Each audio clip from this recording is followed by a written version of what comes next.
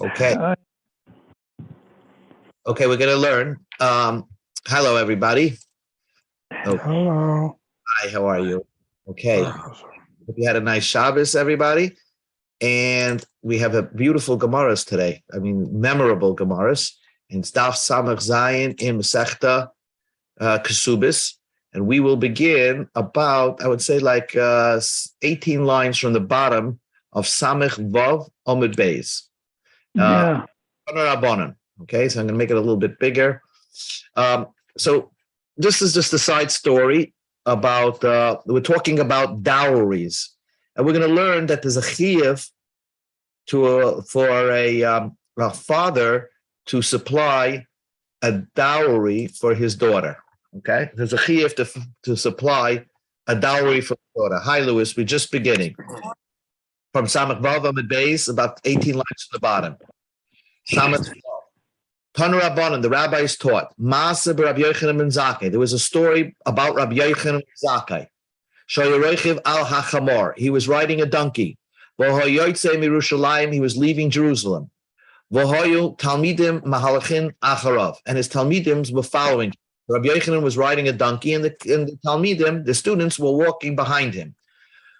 All of a sudden, the sight struck a chord with Rabbi Yochanan. This was probably after the destruction of the Beis Hamikdash. Ra Riva Achas, he saw a young girl. Shahoisa Melaketes Sa'orim. She was starving, so she was collecting barley grains that were not digested yet. And where was she getting this barley grains? Mibain Gilile Behemton Shel Arboyim. She was getting it from the manure that came out of the animals of the Arabs. So she was picking through this manure just to find the barley grain to eat. So this was a young girl who was obviously starving. Kavan, this is the Warsaw Ghetto. Kavan Shara, I say, Rabbi Yochanan ben Zakkai saw her when she saw Rabbi Yochanan ben Zakkai in this atva b'sa'ara. She covered herself, her uncovered parts, to make herself more tznius with her hair. Apparently, she had long hair. She was able to cover her, let's say, below the elbow, above the elbow, something like that. She stood before Rabbi Yochanan ben Zakkai. She said to Rabbi Yochanan ben Zakkai, Rebbe, parniseni. Rebbe, supply me with food. I'm hungry. He asked her a question, Bas mi'at, Biti, my daughter Bi'at, who are you? She said to him, Bas Nakdimim ben Gurion ani. I'm the daughter of Nakdimim ben Gurion. Now this Nakdimim ben Gurion was like a Rothschild, basically. He was Nakdimim ben Gurion was one of the wealthiest Jews that existed in that time. Amallah. So Rabbi Yochanan ben Zakkai asked her, Biti, my daughter, Maman shel beis avich heichan halach. Where's the money from your father? Your father was very rich. Amrullah, so she said to him, Rebbe, teacher, loy kedein masla b'Yerushalayim. Isn't there a famous adage in Yerushalayim? Melech, if you want to preserve mammon, your wealth, chaser, take off a little bit, make less of it by giving tzedakah. But Amrullah and others say chesed, that if you do chesed, kindness, acts of kindness with other people, that's the best preservation of your money. Apparently, her father didn't do too much tzedakah or chesed. So he asked the question, V'shel beis chamich heichahu, you were married, and therefore, where was the wealth of the mechutin? Your husband, probably her husband died. Your husband's family, where did that wealth go? They were all part of one kesuba. Amar, she said to him, my family's wealth wiped out, so to speak, my husband's family's wealth. In other words, they commingled the funds of my dowry, and we lost it all. Amar, she said to him, Rebbe, master, teacher, Rabbi Yochanan ben Zakkai, Zachar atach keshechsamta al ksubasi. Do you remember when you signed on my ksuba? Amar lehen l'talmidav. So he said to his students, Zacharani, I'm sure I remember signing on her ksuba. Keshechsamti al ksubasa shalzu. I was signing on her ksuba by Yisi Kariba, and I was reading it. Elef alfei dinarizov. There's 1 million gold coins. Mi beisavia. That's from her father's house. That was the dowry. Gold coins, so that must be worth tens of millions of dollars. Chutz mishal chamiyah. Besides, her father-in-law committed for the marriage of this young couple. So, but she lost it all. She was in very bad shape. Bocha Rabbi Yochanan ben Zakkai. Rabbi Yochanan ben Zakkai cried. V'amar, and he said, Ashreichem Yisrael, how lucky you are, Jewish people. B'zman she'oisin ritzayna shel makam, when you're doing the will of God, ein kol umah v'loshen sheletzes behem. There's no nation, no language can rule over to you. B'zman she'ein oisin ritzayna shel makam, but when you're not doing the will of God, moisrim b'yad umah shvala, you're given over into a lowly nation. V'loi b'yad umah shvala, not only in the hands of a lowly nation, el b'yad behemton shel umah shvala. Your survival depends on the animals of a low nation. The animal of the low nation was the Arabs. The Arabs had this animal. From that animal, she was combing through the manure to trying to find her sustenance. So therefore, Rabbi Yochanan ben Zakkai said, God pays special attention to us. We work on a different schedule. God punishes us in this world so that when we get to the next world, we're free of punishment. And sometimes that means that you come from a super wealthy home and then you can lose it all. Lose it all so that you could be starving. So the Gemara doesn't want to understand. You just got through saying that her father didn't do tzedakah. Nakdim and Ben Gurion le'avet tzedakah. Nakdim and Ben Gurion did not make tzedakah. Well, Tanya, we learned in the Brisa, Amru olav al Nakdim and Ben Gurion. It was said about Nakdim and Ben Gurion. Every day when he left his house to go to the shul, Klei melis hoya matzian tachta. We go to Samach Zayin Amar Aleph. Klei melis hoya matzian tachta. They would put like expensive cloth underneath him so he could walk on that cloth.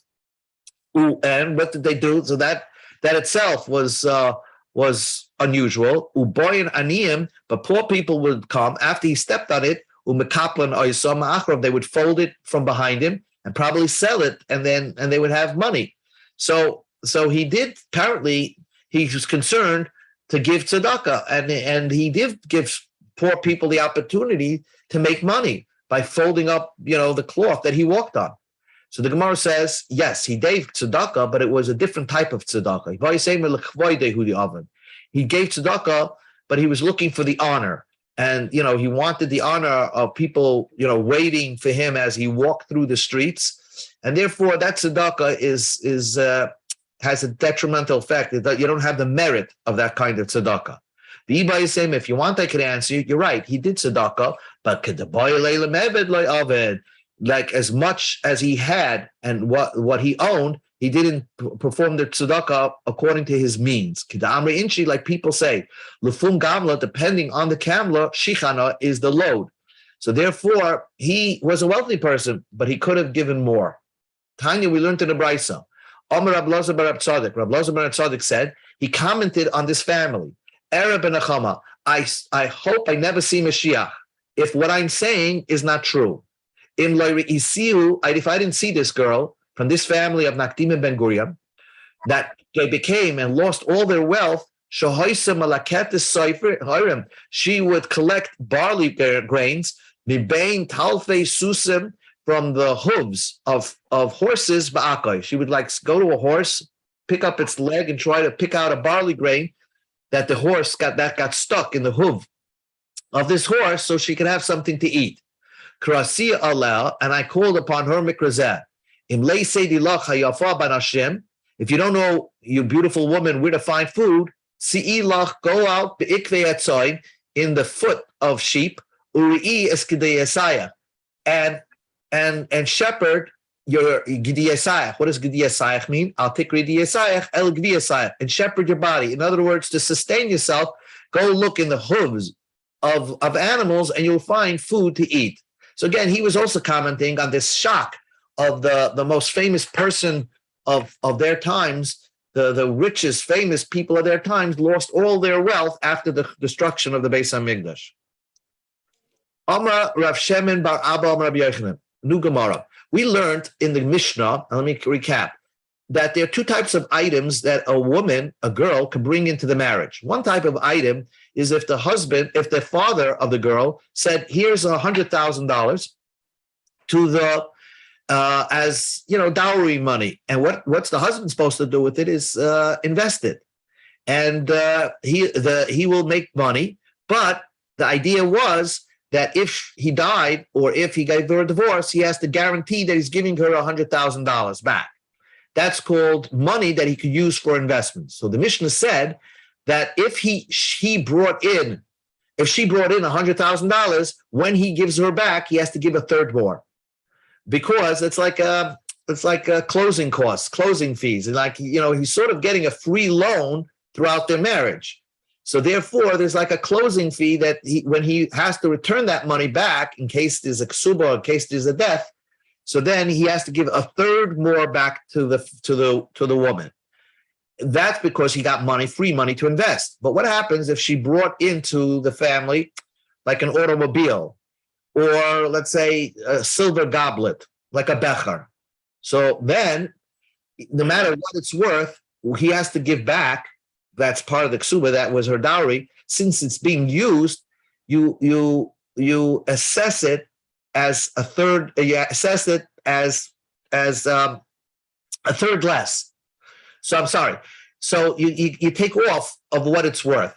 So either if that type of item, since it's always being used, so you don't assess it at its value, but you take off money from it. You take off, I believe it's you take off the third of the value. So investment money, you actually add 20%. I'm sorry. And when it comes to an item that's going to be used through their marriage, like a becher, if she brings in a silver becher, then when he returns it to her at the end of the marriage, maybe he has to give her a ksuba. He has to give a becher valued at 20% less than the original becher that she brought in. So the Gemara says like this: what happens? My grandfather used to do this. He gave her, like, if you want to give a big present, he gave her a bar of gold. Okay, what could you do with a bar of gold? You can't even use it as investment. It just holds its value. So he said, you put it into the ksuba, but you don't add or subtract from it, because it cannot be used as investment. You can't turn it into coins and start, investing it into business. So when that's the estimate, whatever the gold was worth when they got married, that's the gold that he has to return when they get divorced or when he dies. So Meisvei, the Gemara asks the question, Hazahav, we learned gold, Harehu Kekalim. That's like a silver goblet. Just like we just mentioned, the silver goblet, you deduct the value when you return it, right? So gold, a bar of gold, also the Mishbraisa says that has the same halacha as kalim. My love, kekalim shel kesef, the Pasuk say, just like a silver goblet, you deduct its value, that he only has to return like 70%, you deduct a third of the value because it's used throughout the marriage. So a bar of gold, people use it, probably they use it to show it on your desk, they touch it, and therefore you can assume that it's going to lose its value throughout the marriage. So how did Rabbi Yochanan say, no, you have to return the exact amount that you got when you first got married? And says the Gemara, loy, kekelim shazav, the Brisa means gold is like the kalim of gold, like a gold becher that's not used. If a person has a gold becher, he's not going to use it. So a bar of gold has the same din as kalim of gold. The loy pach say that don't lose its value. In Cain, if so, kekelev aboiled, then the Brisa should have used a better language. Hazav, gold, is harehi kekelev, it's kalim, like a golden becher, not kekelev like any becher, which implies it could be even a silver becher. But Tanya, we learned in the Brisa, zahav harehu kekelev. If you have gold, it has a din like regular kalim. Still, we don't know what that means. Dinarei, if she brings in gold coins, that's investable. That's like if you're bringing silver coins. Since you could invest it, then when he returns it, he has to add to it. He has to give 20% more. Rabbi Shimon ben Gamliel Omer, Rabbi Shimon ben Gamliel says, "B'malkam shana hagu shloy lepartim shaman oisen vareim b'shav yehan." Rabbi Shimon ben Gamliel says, if these gold coins are not exchangeable to investable currency, then they have to be valued as is. If it was valued a certain amount at the initiation of the marriage, that's the amount he has to return because he couldn't do anything with those gold coins. So first, the Gemara wants to understand Rav Shimon ben Gamliel Ahayo. What is Rav Shimon ben Gamliel arguing about? Against who? Ilema as-Sefer, is he going against the Rabbanan of the Sefer, who said that gold coins are like silver coins? Michlal, so they must be talking about the same type of gold coins, which are not changeable to investable currency. So Michlal, would you say that Tanakama Sovar, the Tanakama holds Afilu b'mokam shenahago shlo leporta, in a type of gold coins where you can't exchange it for investable currency? Chachamim are going to hold that you're going to have to give more back when you end the marriage. Why? Holainofki, he couldn't use it. He couldn't turn it into investable currency. So it cannot be that Chachamim will hold, if it's coins that cannot be exchanged for investable currency, that you would have to give back more than you took in. Elul Aresha. Rabbi Shimon Gamliel was going on the beginning of the brisa, and let's read the brisa again. V'achikama. This is what the brisa says. And Zahav, if you have a bar of gold, harehu kekelim, that has a din like you have a silver becher, which means that you deduct when you return it. You deduct the value you deduct the value at the end of the marriage. My kalim, what does kalim mean? Kalim shel kesef, it's like a silver becher.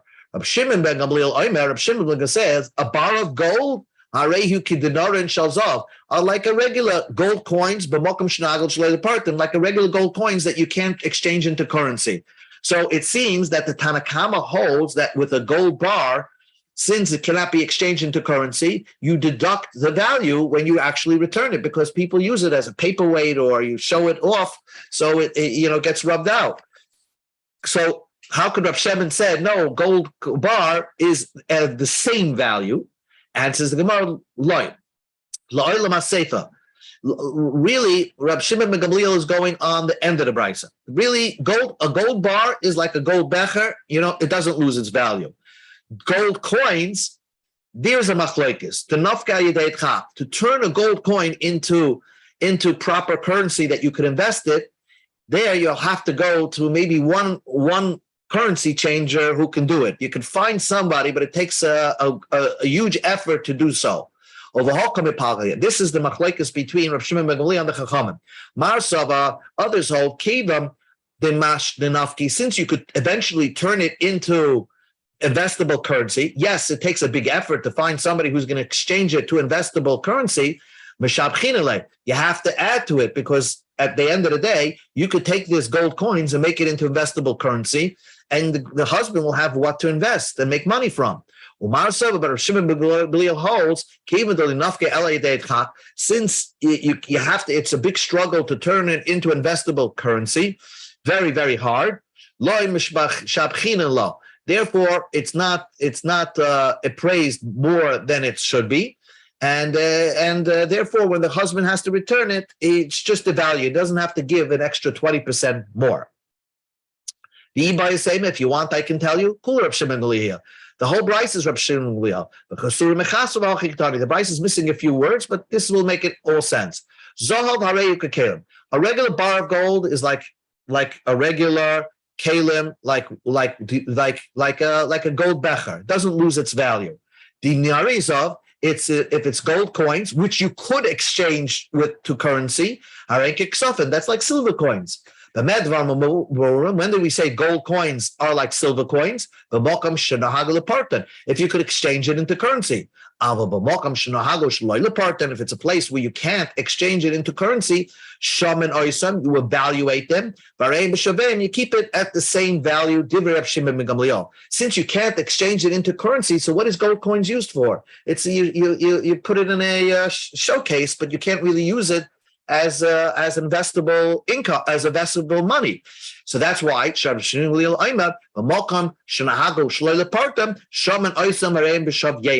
when it's a place that you can't exchange the gold coins into normal currency, then you evaluate at its equal price. So that's what the brisa says. And a bar of gold is like a vessel of gold. But the Gemara says, nevertheless, it should have said a bar of gold is like a golden goblet. It just says it's like any goblet. So that, the language is a little funny. Kashya, the Gemara makes it says it's difficult. If you want, I could say like this. Listen, we have a question. What is the question? Let's get back to the question. Rav Shimon said in the name of Yochanan, if a woman brings a bar of gold into a marriage, so when the marriage absolves because the husband divorced her, all he has to give her is a bar of gold or the amount of money equal to the value of the bar of gold she brought in. Because the bar of gold is not used as investable monies. It's just a bar of gold. So therefore, he has to return it as is. He doesn't have to add to it, or deduct from it. But the Brisa says you can deduct. He can give less than the value. What is the Brisa talking about? It's the Brisa is talking about gold, which is in small pieces.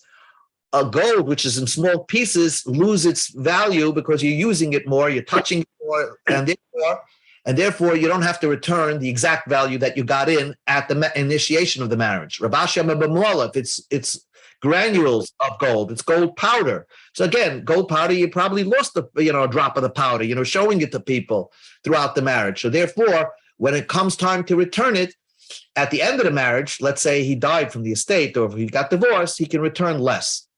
Now the Gemara discusses there are certain things that, let's say she brings in, we understand that in modern terms, that if she brings Bitcoin into the marriage, so Bitcoin can easily be turned into regular currency.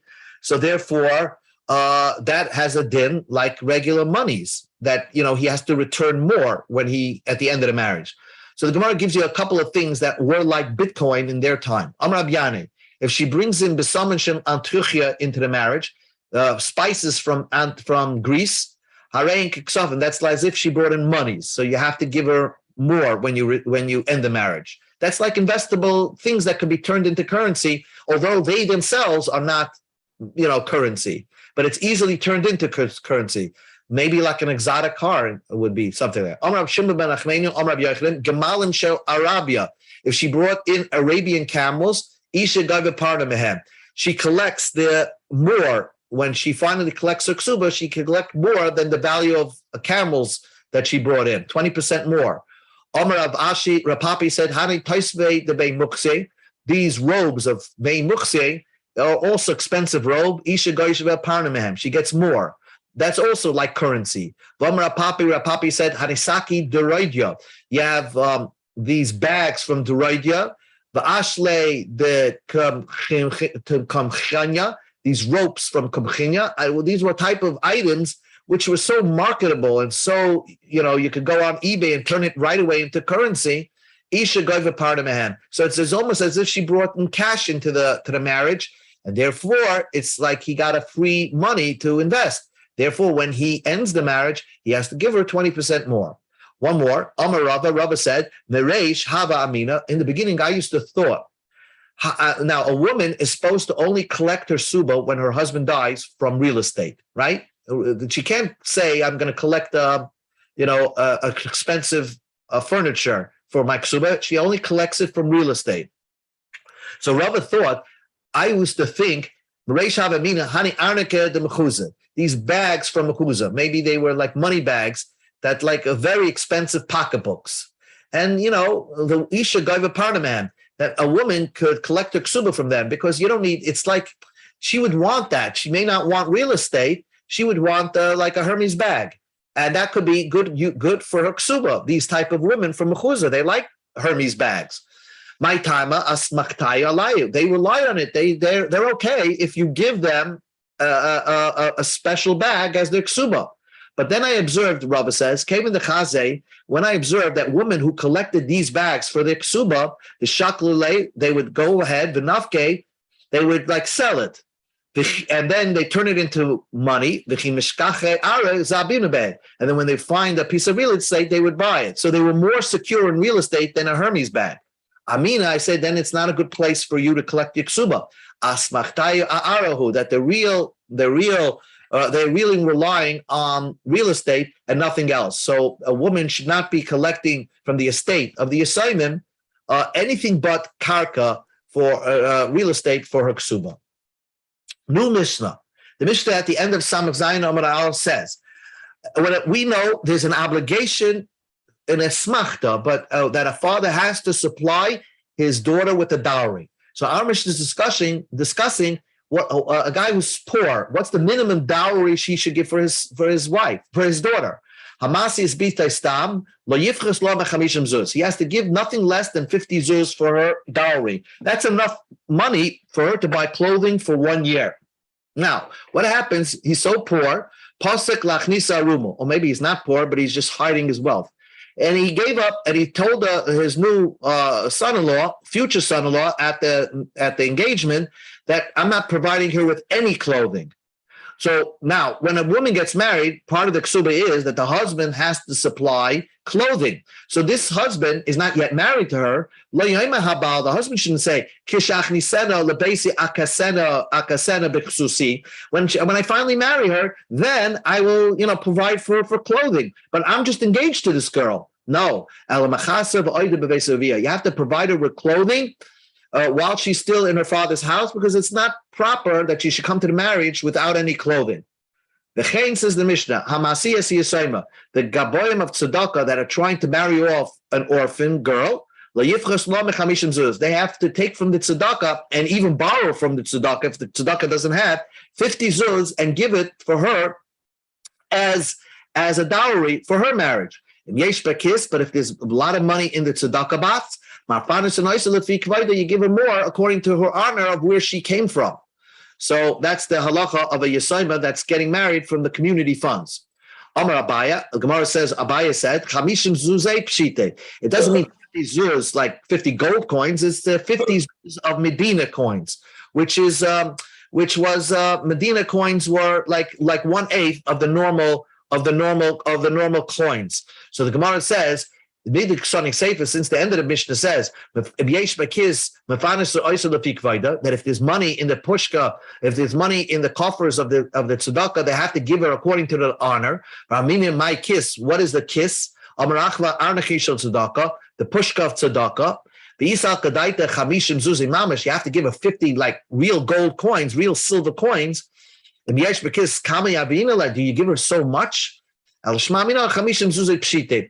mean is chamishim zuzei pshite, means the normal coins, not the silver coins. Like we have in the United States, you have super silver, pure silver coins, and then you have the regular coins that are circulating. That's what the Mishnah means. The 50 zuz is circulating coins that are not made of pure silver. That's the kind that the Mishnah means. And basically, as I explained, you have to supply, a father has to supply a dowry for her daughter. Even if you're very poor, you have to provide a dowry that gives her enough clothing for the entire year. The rabbis taught, let's say the tzedakah box only has enough for either an orphan or an orphan boy or an orphan girl. You give the orphan girl, then we give the food for the orphan boy, because the orphan boy has another choice. Even if he doesn't take from the tzedakah box, he's less inhibited, and he'll go around collecting from the people himself. And it's not so embarrassing as it would be for an orphan girl. It's harder for a man to go after to collect on the doors. And a woman, it's not easy for her to go around collecting. So therefore, if we have a choice, we try to give first to the orphan girl and then to the orphan boy. But we go to Sabazayin Mabase. If they both come to get married, then you have a choice to marry the orphan girl or orphan boy. And if you're not going to marry one of them, the other one is going to remain single. So the Gemara is basically saying, who's more embarrassed to remain single? So the Gemara is saying that a girl is more embarrassed to remain single. Therefore, if you're left with a choice, you marry off the orphan girl, then you marry off the orphan boy. Why? And this is a klal. An older single girl, it's much harder for her. The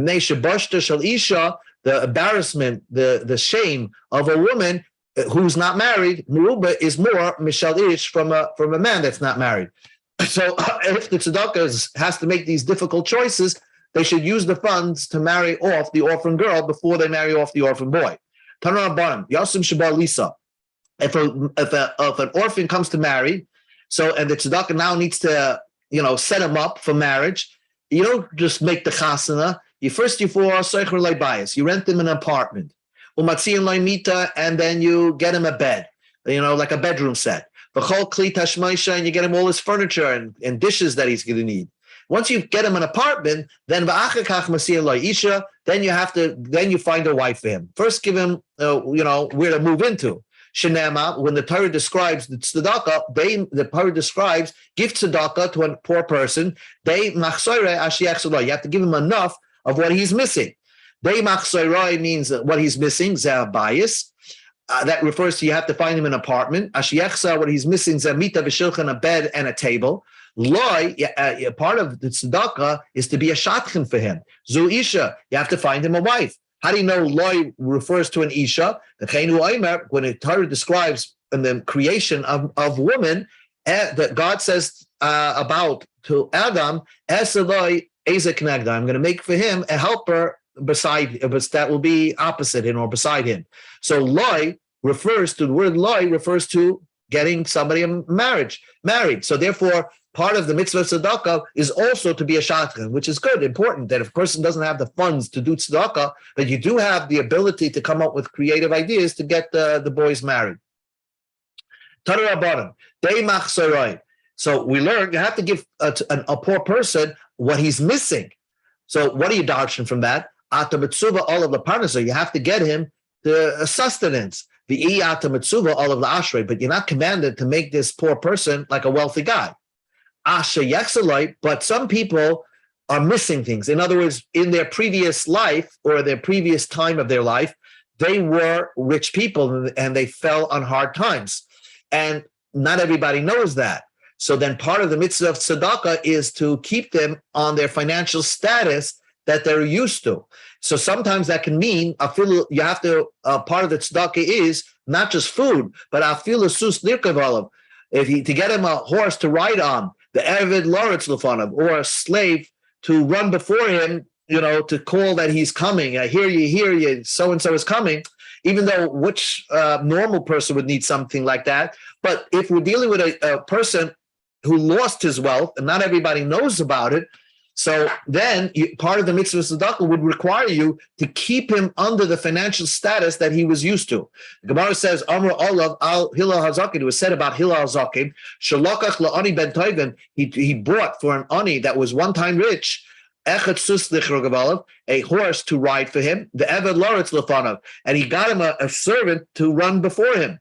Pam Achas, one time, Lemotze Eved Loretz Lefanav, he could not even hire from the tzedakah a slave to run before this poor person, and Hillel himself, Hillel himself was the crier, ran before him for 3 miles. So we see how important that is to keep somebody in their financial status if they fell on very difficult times. Tanur Rabban, the rabbis taught, Maaseh ba'anshe Galil ha'elyon, the people who lived in the Upper Galilee, Shalakhu la'anavim, these people who lived in that place, they were so good with tzedakah. Shalakhu la'ani ben Toivin, they bought for a poor person that was at one time rich.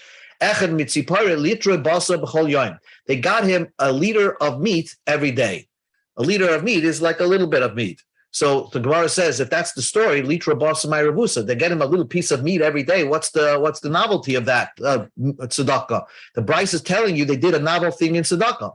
Rav Huna explained, litra basa mishal oifis. They bought him a bird meat, like maybe duck or something like that, much expensive meat than they needed to. Viba is saying, if you want, belitra basa mamish. It was a time when meat was so expensive. In order to buy meat, they took a whole liter full of coins and they bought meat with it. That's what it means. Not that the meat was a liter, but it was a liter full of coins to buy the meat. Ravashi says the story was Hasan Kfar Katan Haya. It was a small village, and this was the rich man of the village that lost all his money, and the people took care of him. B'chol yomi, every day, have a mafsede chevase am tulse. They on his behalf. They destroyed an animal, because normally when you shecht an animal, you can sell the leftover meat, what's not being used. But since he was so used to having meat every single day, so they slaughtered an animal for his behalf, and the rest went into the garbage because they couldn't sell it. That's how they took that big loss in order to supply this rich person who was at one time wealthy and who fell on hard times. Says the Gemara, Ahud ased l'kamid Rab Nechemya. A person came to Rab Nechemya. And he said like this, Amalei b'ma'at hasoyed. So Reb Nechemia said, what's your meal? He came to Reb Nechemia for tzedakah. So Reb Nechemia asked him, what do you normally eat? Amalei, he said, b'basa shamein v'yayin yashin. He probably said, I eat aged meat. I eat indoma every night. V'yayin yashin and old wine. So Reb Nechemia said, you want to join me for a meal of lentils? Because I'm ready to start supper. And my supper is lentils, something more modest. Gilgal imay b'dashin. So this poor person ate lentils with him. Vames, and he died. He wasn't used to that. He's used to a certain type of meat and wine. And so when he ate the lentils, he died. Omar, so Reb Nechemia said, oh, how unlucky, oh, woe is this poor person. Sha'arogei Nechemia, that Nechemia killed him. So it's almost like the man himself did himself in. So Adarabba, the Gemara asks a question, that Nechemia killed him, so he's in trouble. Not the man is in trouble. The guy that got killed, the guy that died is in trouble. Rab Nechemia is in trouble because he caused the death of this man. Ella, no. The man himself caused his own death. Why? He should not have pampered himself all this time so that eating a lentils for supper should kill him. And because he pampered himself so much, he caused that Nechemia should be involved in killing this person. That's the story about Reb Nechemia. But then the Gemara says, the man comes to Rava. Amalei, so Rabbi asked him, what do you normally eat? Amalei, he said, stuffed chicken or stuffed chicken. The yain yashin, old wine. So I eat delicacies every night. And I take it from the tzedakah box. Amalei, so Rabbi said to the man, you're putting a pressure on the community because they have to feed you this kind of menu every night. Amalei, so this poor person answered wisely, Rabbi. He said, I'm eating from them. They're not paying for anything. I have bitachon. God is providing for me. The Tanina we learned in the Brishna, we learned in the Brisa, every creature's eyes look to God for support. And hopeful. You give each one of them according to its the way he's used to. According to the way it's used to. Or depending on the season. Sometimes a person's sick and needs different, more expensive food to provide for him. God cares about everybody, what he needs, and based on his temperament, what he's used to. Malamed teaches you HaKadosh Baruch Hu gives his parnasa in its time. In the meantime, the sister of Rava came to visit him. Rava did not see him for his sister for 13 years. And the sister brought Rava. He brought him stuffed chicken and old wine. He said, "My dekama, what did you? Where did this come from? This came to me as a big surprise."